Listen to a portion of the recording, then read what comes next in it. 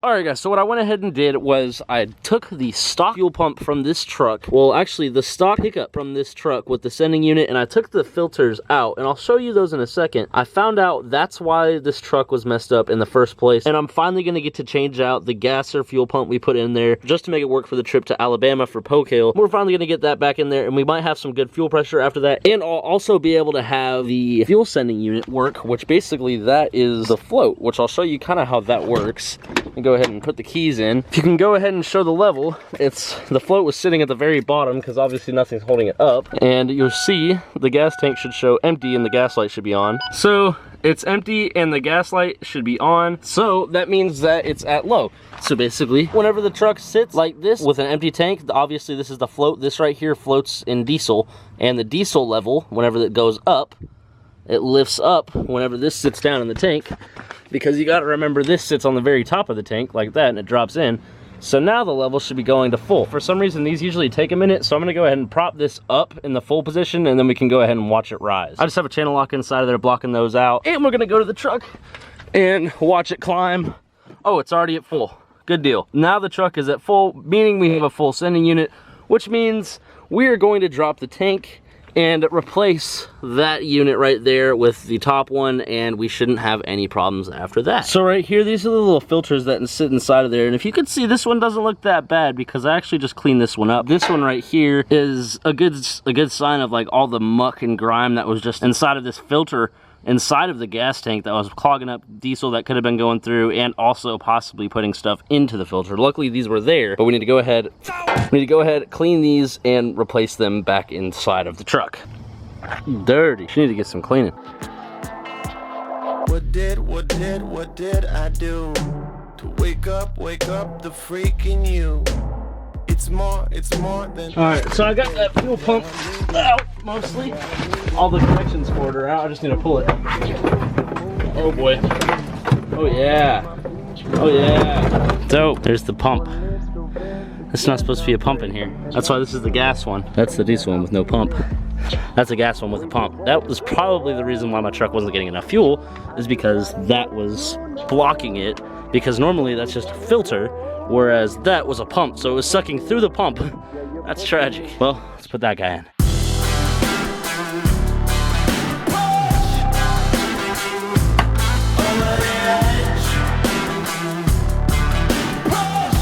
Alright, now that is tightened inside of there. We have the O-ring inside and everything. Now I just got to connect the lines right there and we should be good. Plug everything back up, put the tank back in, and we should be getting some fuel flow now.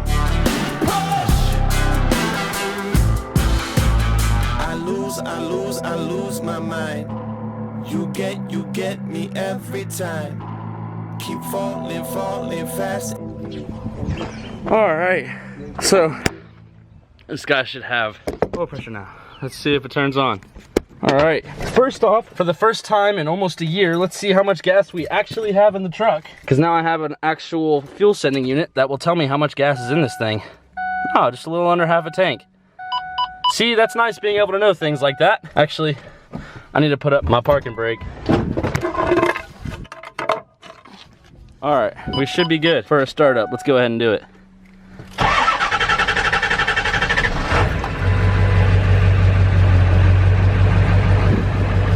Dang, she seems solid. She seems to idle pretty good. And I have the level of fuel that's in the truck. That's really the most important part. But she's idling good.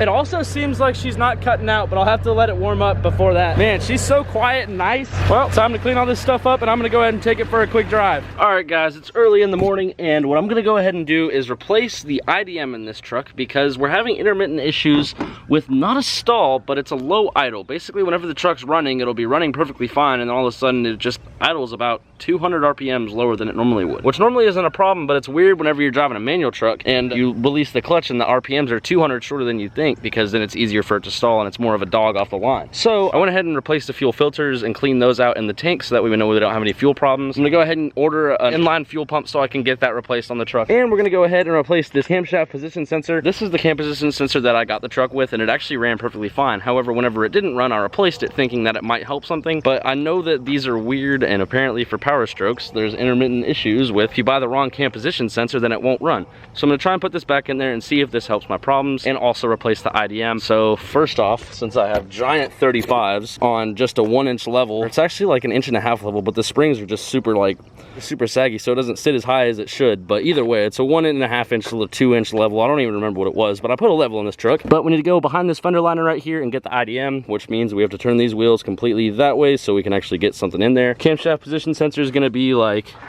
down there. You can probably see it, but I'll be able to get it easy from under the truck. Let me go ahead and turn it on and get the wheels turned.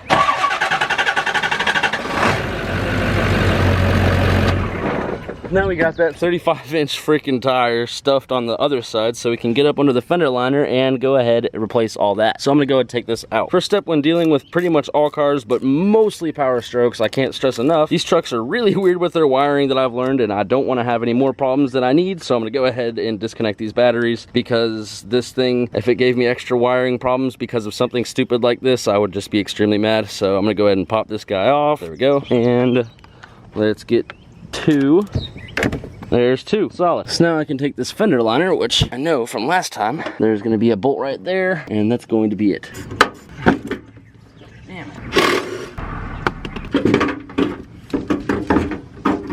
There is an IDM. Let's go ahead and replace it with the other one. See if this gives us anything better. All right, so I have the new IDM on there, and now I'm gonna have to put it back up inside of way up in there. That's where the IDM sits, like way like right there. So gonna go ahead and put the new one in, plug it in, and then also change the cam position sensor, and hopefully the truck runs better. All right, so I'm looking straight up. You can see the tire right there and the tow mirror right there. You can kind of see angle of what I'm doing. That's the IDM right there. And there's 2 bolts right there that you have to take out, and there's 1 plug that has a 10mm bolt on the very end of the pigtail so it doesn't shake out. But that's your IDM, way up under, like in the randomest spot ever. For some reason, I feel like this is giving my truck problems because they're known to kind of just go bad over time. Oh, like most Ford products. We gotta replace it. All right, guys, so now I'm up under the truck yet again, and I'm up under the pulley system. If you can see, that's the passenger side tire and wheel right there, and then here's the twin I-beam suspension, but right up in there, right there. Yeah, that's the cam position sensor, the crank position sensor. Gotta take that out. So I gotta go reach my hands and snake them in there and get that out. All right, so we have the old cam position sensor, the known good one. And we have I guess, a not necessarily known good, but it works with the truck. However, it might have problems. We're just gonna put this old one in. And since I know that that one works, I'm gonna keep that with me because Power Stroke owners say that they like to keep those things in their glove box because they go out left and right. Don't wanna have one go out on a road trip, so I'm just gonna keep that in the truck with me. So now, to go ahead, put this new one back in. All right, well, now we have a old cam position sensor and a old IDM. Well, actually, a new cam position sensor that might be faulty because apparently you get faulty ones from Ford because Ford, I don't know how else to explain it. It's time to connect the batteries, turn the truck on, and see if she runs any stronger or see if that has that intermittent stall issue. I think if that's it, then the fuel pump's gonna end my issues with that, but I'm gonna go ahead and put these guys back on. Hopefully it fixes it, and if not, then we're getting a fuel pump either way, so it's not gonna hurt anything just to replace it and make sure we have the peace of mind that we're getting good fuel pressure. All right, well, let me go ahead and get all this stuff out of the way, take her on a drive. All right, let's listen to her start now. This will be the first start since the new cam position sensor, or the old one, I guess, and also the IDM.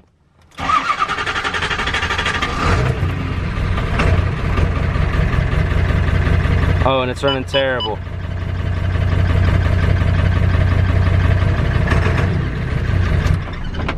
I don't think it likes this IDM. All right, yet again, we're gonna try. I took the replacement IDM out that I got from eBay. Let's see if this truck runs good now. I'm telling you, like, why does that not work? I bought that for $170. It should work, but... And now we're running perfect. With the new cam sensor, so we might still have fixed the problem, but now I know that this IDM that I bought is worthless. Don't know if you're supposed to have those IDMs programmed to the PC, so I don't know. Maybe I could have been wrong on that, but truck's running. We're just gonna see if it makes sure, we're gonna see if it stays running good. It honestly seems like it is with that new cam position sensor, to be honest with you.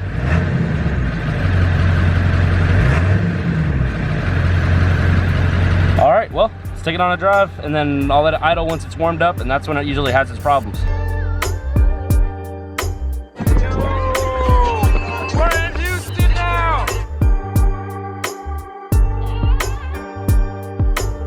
Okay, so we just got to a hotel in Dallas, and there's 26 floors. We're in Houston. In Houston. Okay, so last time we were here, we were literally on the same exact room, but we were like 10 stories down, and there was an LS engine right there. There's a piston rod 5.3. It's going in the hotel on the 6th floor tonight. Bro, let's check the balcony. This is so high up. Oh my God. There's a Tesla over there. That's not even one, dog. That's a Lamborghini? I don't know, bro. That might be a Lamborghini. Welcome, Houston. There's the Galleria Mall. And Forever 21. Forever 21 out here. That's what we call Riot Special. Alright guys, so you know we had to pull up at Modern Airflow Dynamics.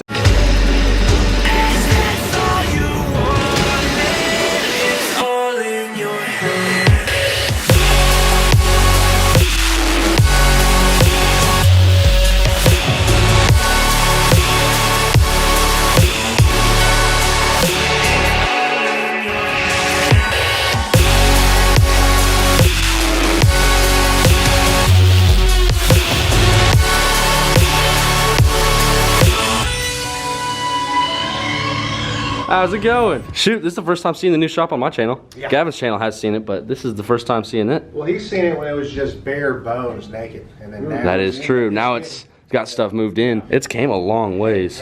It's a Huracan block right there. One thing I didn't know about Huracan blocks is how small they were. Like if you look at the size of the pistons, that's like 4 fingers deep. And then we go over to one of the LS's. This is the LSR block, which is aluminum. You're looking at 5 fingers there. That's port right there. That's all nice porn right there. Oh my gosh, it looks so pretty. That's the BR3, the LS3 based head, and this is our PD blower port. We put on all the 2650 LSA, LS9. We call it the big port. It is 427 cubic inch, center counterweighted Callie's crank, Callie's ultra high beam rods, and then our custom Wasco piston in this one. So this is the headroom right here. What they do is they take these heads that have problems with them. Obviously something happened here, there's a catastrophic failure, and they weld it up and they literally surface it down, make it look brand new again like there was never even an issue. They have to use the exact same rod for the exact same like composite of what's made out of this. It's really cool. There's a lot of technical stuff that like you never would think of in an engine shop that these guys just have it. They have everything and they have all the machines for it too. Like literally anything you need done. Hey, what's good?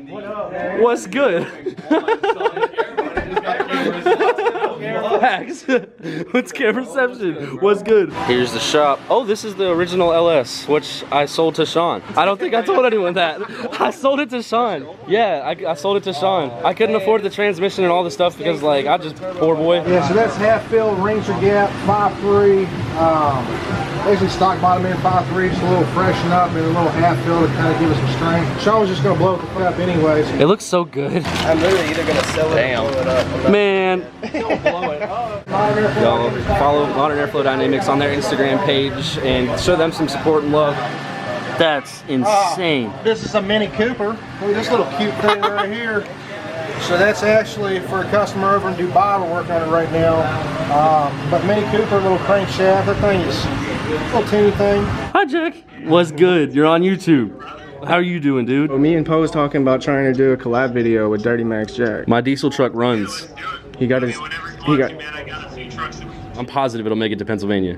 Perfect, let's go. Dude, let's do this. We'll have Caleb plan it. It's gonna happen. It's going down on YouTube. What's up, dog? So this is the valve job area where they do flow testing. And that's the flow test machine. And it figures out what your machine flows at what CFM and whatnot.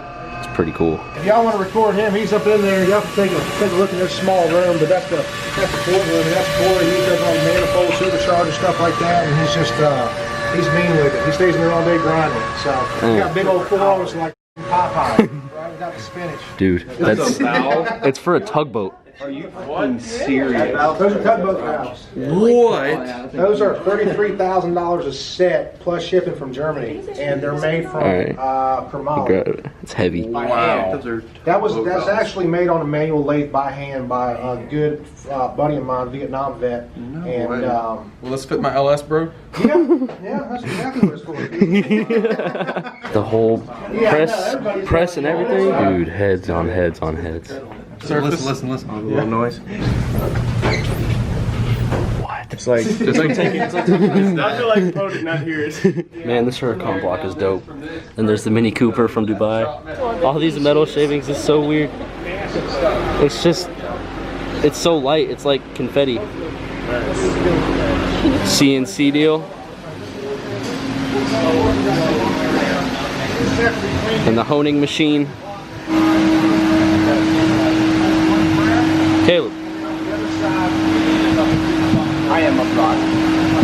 There's just so many crankshafts. There's just so many of these. Oh, there's some cams over here. You ever just see a Lamborghini head just like that? Until It's a Lamborghini. Right. until The cylinders and valves are so I small. had 2 cops with me. I'm bringing a Lamborghini home. Got the Lamborghini? Yeah, my Lamborghini. A little bit of Lambo dust. Lambo dust.